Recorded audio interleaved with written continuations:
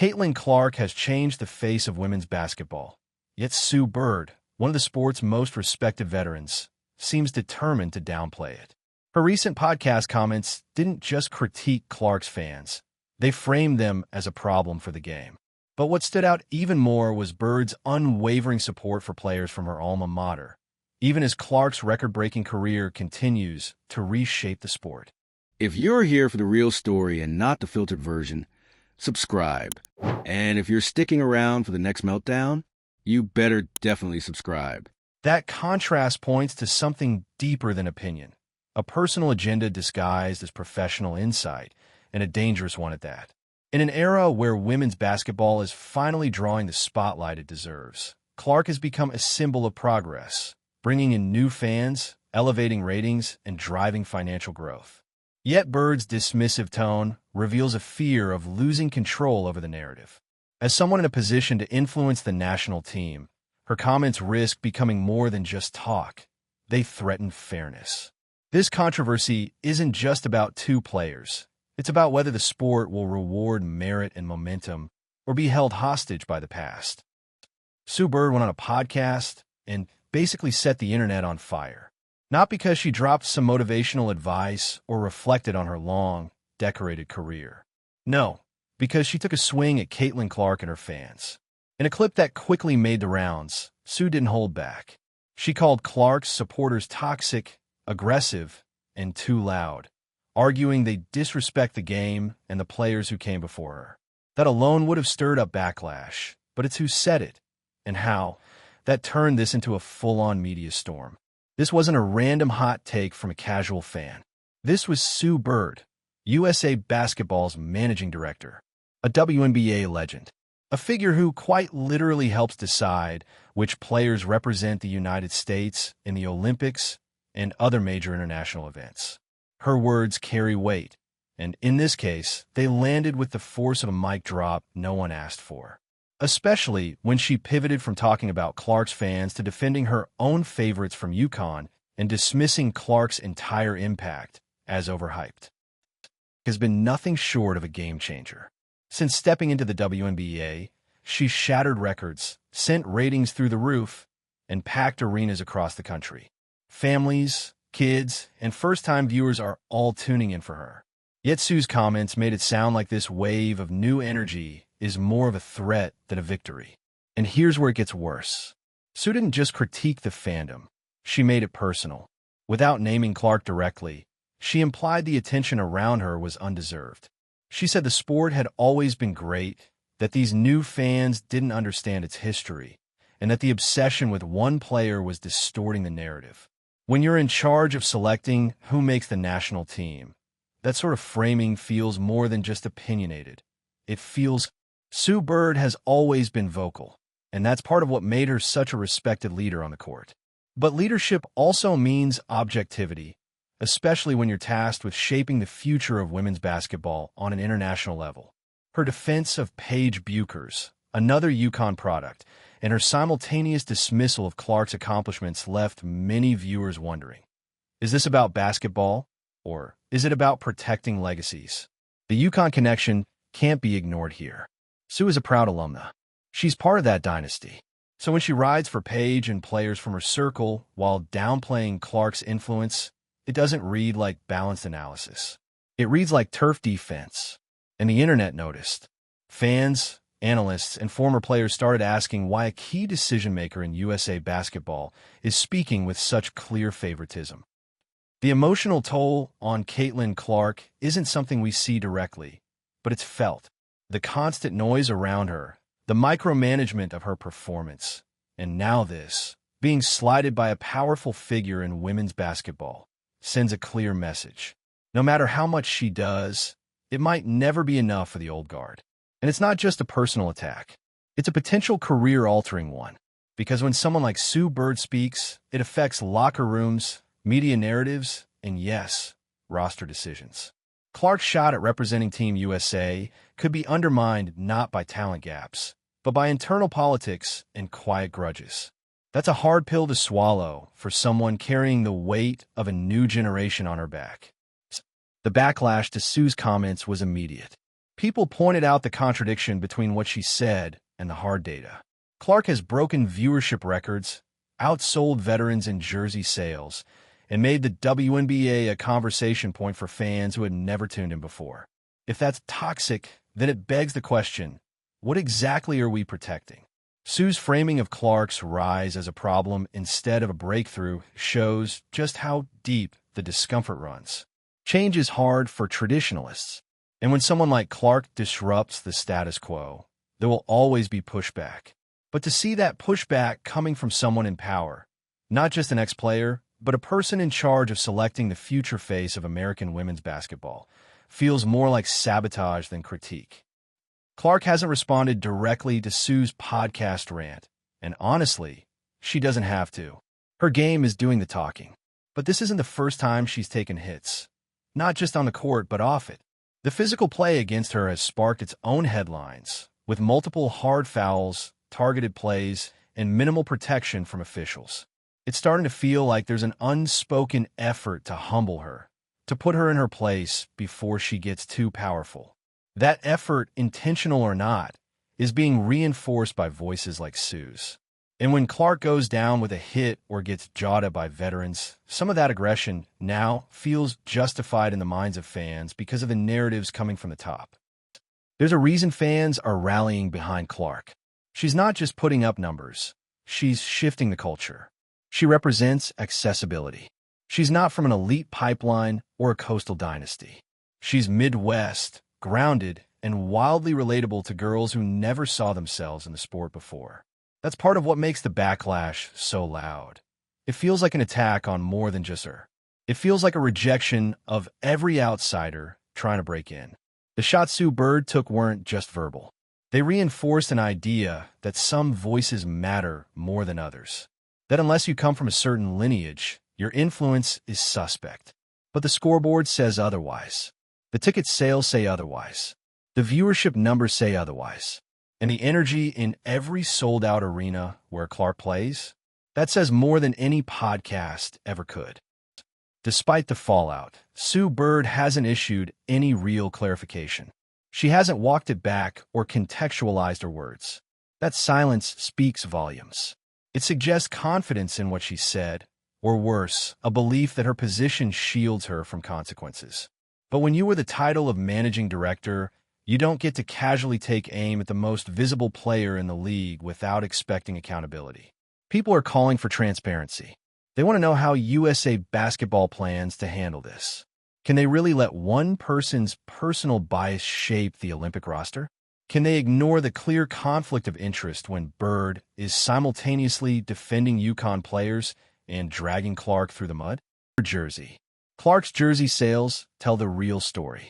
She's outselling players who've been in the league for years. Entire families are showing up in fever colors because of her. Her presence has literally changed the bottom line for the WNBA. That's not opinion, it's math. So when Sue paints Clark supporters as problematic, she's also insulting the very people keeping the sport afloat.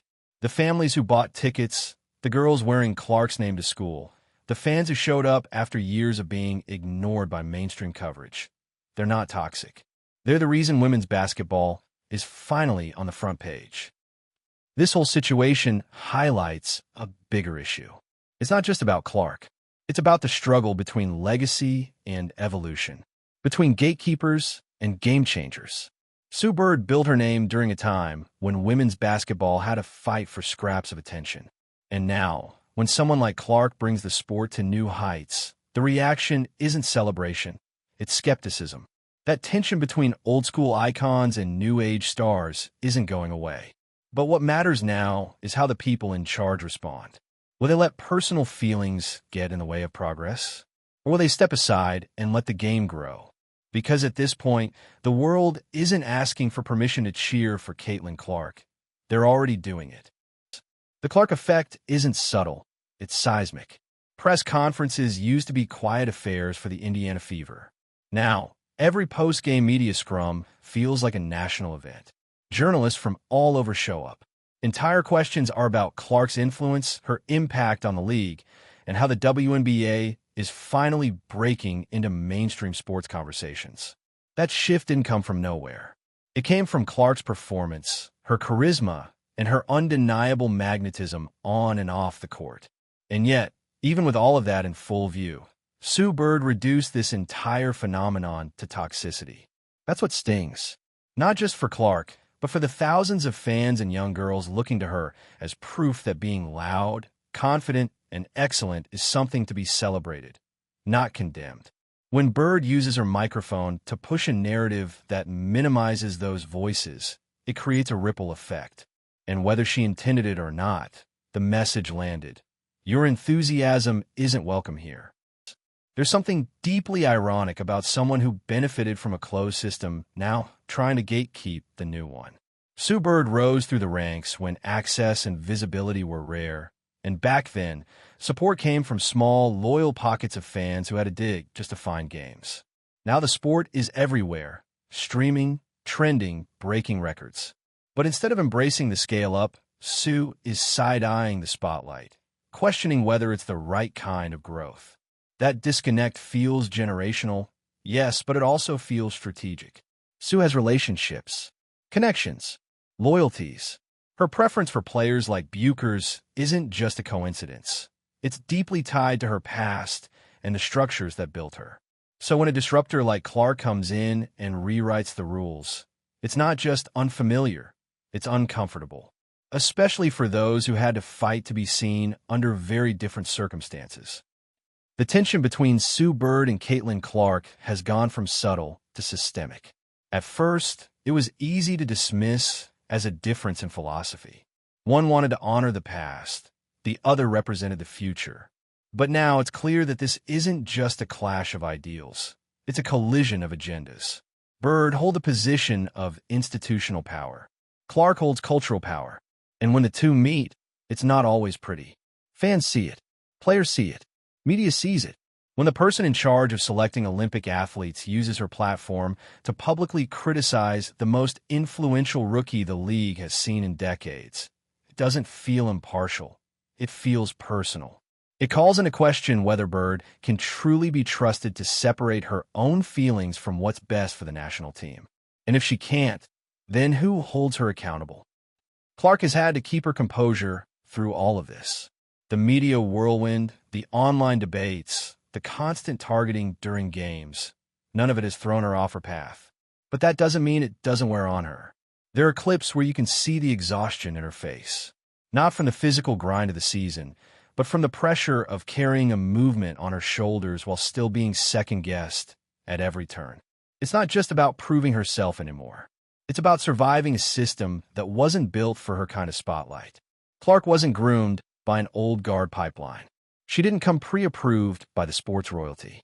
She earned her influence by performing when it mattered and doing it with style. But when powerful people dismiss that as hype, it chips away at the foundation she's trying to build. When Clark does speak, she stays respectful. She rarely calls out critics by name. She doesn't engage in the drama, even when it's swirling around her. But there's a quiet defiance in how she plays, how she responds to challenges, and how she continues to elevate the Fever's relevance every single week. Clark's rise isn't just about three-pointers and triple-doubles.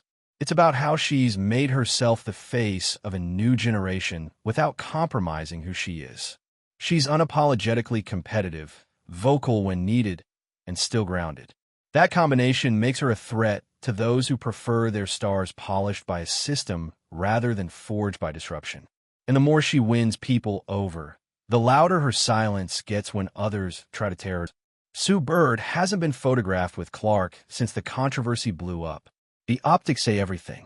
No joint statements, no clarification, no attempt to clear the air publicly. It's a Cold War being fought in comments, interviews, and very careful PR moves. That distance only fuels the idea that this rift isn't just a misunderstanding. It's a reflection of real division behind the scenes. In some circles, Bird is still seen as untouchable, a legend, a symbol of the sports climb. But legacy doesn't equal immunity. When your current job is to foster the best possible national team, your words can't come from nostalgia or preference. They have to come from facts, from fairness, from the future. And right now, Sue's handling of the Clark situation feels less like leadership and more like... Meanwhile, Clark keeps showing up and doing the work. Every game, every camera flash, every doubter, she faces it all head-on. Her performances haven't dipped. If anything, the pressure has only sharpened her edge. When the conversation should be about her scoring runs or on-court IQ, it's been hijacked by legacy drama. And yet, she plays through it. With fire. With focus. Her match photos don't just show a player, they show a phenomenon. Packed arenas. Fans lined up in Clark jerseys. Teammates feeding off her energy. That's not a fluke. That's not manufactured hype. That's cultural momentum in real time. And for Sue Bird to brush that off as noise is to ignore what women's basketball has been asking for all these years: relevance. Sue's silence hasn't helped her case. She hasn't clarified whether her comments reflect official views from USA Basketball or just personal frustration. That ambiguity has made the situation worse, not better. Because if her remarks were off the cuff and unfiltered, that's a lapse in professionalism. But if they were intentional, it's far more troubling. It means there's a high-ranking official potentially working against one of the sport's brightest stars. In either case, fans are demanding answers. Not just apologies, but accountability. Is there a process to ensure selections are fair? Is there oversight to prevent personal bias from dictating who wears the Team USA jersey? Right now, those questions are louder than ever, and Sue Bird is at the center of all of it.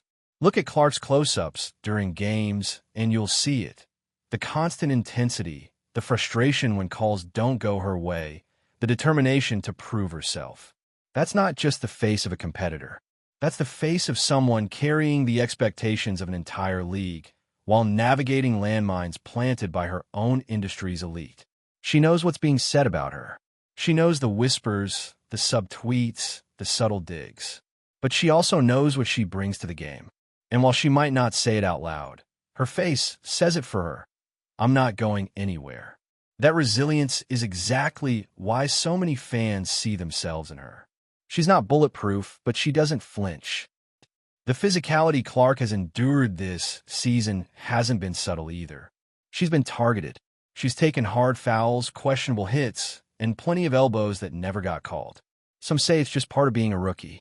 Others say it's a message. And now, with someone like Sue Bird indirectly adding fuel to that fire, the situation looks even more layered. When a top exec criticizes the energy around a player, it legitimizes every bump and bruise. It gives permission to push back harder, to test her resolve. And while Clark has responded with grace and grit, the pattern is becoming undeniable. The message from the league's past to its future is clear. You'll have to earn every inch, and we're not going to make it easy. The worst part about this controversy isn't just the clash between old and new. It's the silence that follows. There's been no sit-down, no open dialogue, no effort to bridge the gap between Sue Bird's influence and Caitlin Clark's momentum. And that absence says everything. The message is loud without a word. You're not welcome here. Not yet. Work harder. Prove more. Take the hits and stay quiet. And that's the real danger. When leaders don't correct the narrative, it spreads. It mutates. It turns into gatekeeping disguised as wisdom. Instead of paving the way for the next generation, it throws obstacles in their path. And the fans, millions of them, who've rallied around Clark for injecting new life into the game, are left wondering if women's basketball really wants to grow or just stay in a loop of legacy worship. Sue Bird has the credibility, the resume, and the respect. But right now, she's also holding a lot of power that's starting to look unchecked. If she continues to publicly undermine players like Clark while privately influencing Olympic rosters, it's a serious conflict. Fans aren't blind to that. Neither are players. There's already chatter about favoritism, about whether certain names are safe no matter how they perform. In a sport fighting for equity, visibility, and momentum, the last thing it needs is internal sabotage. And Bird's refusal to clarify her remarks, or even acknowledge their weight, creates a chilling effect. Players might start wondering, what's the point of breaking records or moving merch if the people at the top have already decided your success is too loud? Through all this, Clark has stayed locked in. But no matter how poised she is publicly, the emotional weight is obvious. The constant pushback, the narrative that she hasn't earned her place, the suggestion that her fan base, kids, parents, and new audiences are a threat to the game. It's exhausting and isolating, especially when that message comes from someone who's supposed to represent progress in women's basketball. Every missed call, every snub, every passive-aggressive interview just adds another layer to what she's already dealing with. And yet, the cameras keep catching her encouraging teammates, taking accountability, and pushing forward.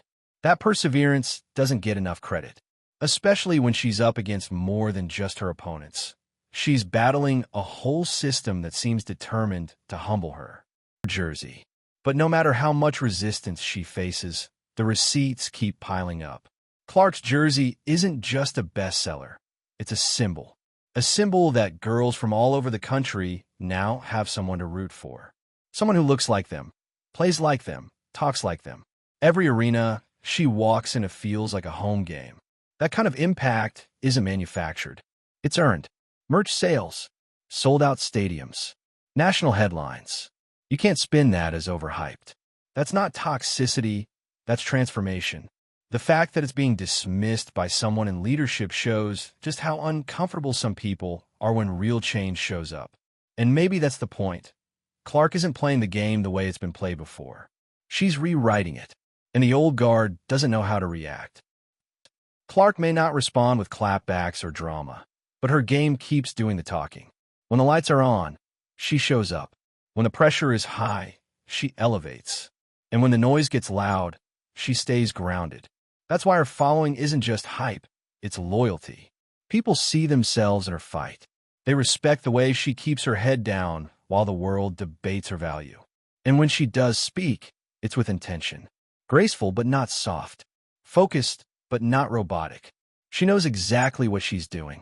She's not here to beg for approval from people who've already decided she doesn't belong. She's here to work, to win, and to shift the sport whether the gatekeepers are ready or not. Meanwhile, Sue Bird's brand has taken a hit. What was once seen as wisdom is now being questioned. What used to be untouchable status has turned into a hot topic for debate shows, podcasts, and fan forums. And all because she decided to take the lowest possible shot, undermining a rising star who's done nothing but elevate the sport she claims to love. The optics matter. When leadership seems more focused on maintaining control than fostering talent, fans notice.